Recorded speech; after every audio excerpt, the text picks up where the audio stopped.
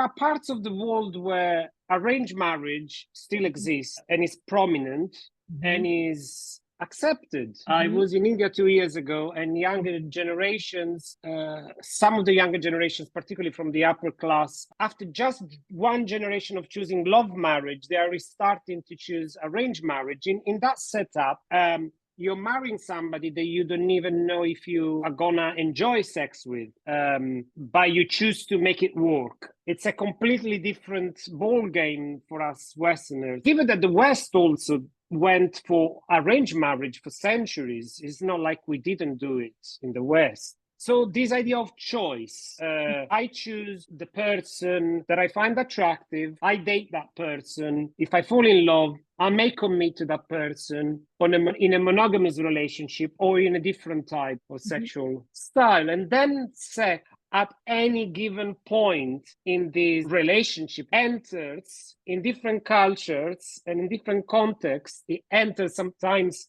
very early in the first meeting, sometimes after marriage. So what does it do? Once he enters the relationship, what does it do? Does it complement the relationship? Or is it plausible to think that actually a relationship could even start with sex? Are there any rules there as far as you're concerned? I think it is rules.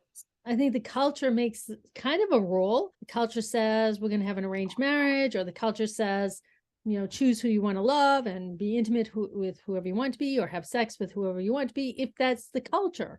And many times the idea of a non-traditional relationship has really blown up. It's like becoming a big thing, or it has been a big thing, and many people haven't talked about that.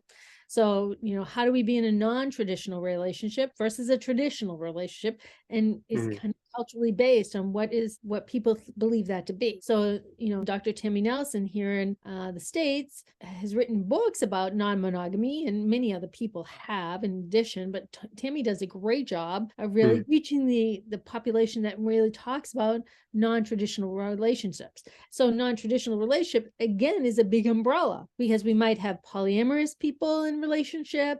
We might have people going outside their marriage consensually, or even together, or having a third party join, or whatever it looks like. It could look like, in my practice, we have people that come and they want to open their relationship. They have a very traditional relationship. And even when I say traditional, that can bring up all kinds of concepts of what's traditional to me or to them may be entirely different. And what your viewers in different countries may find traditional or non-traditional to mean is kind of, we have to look into.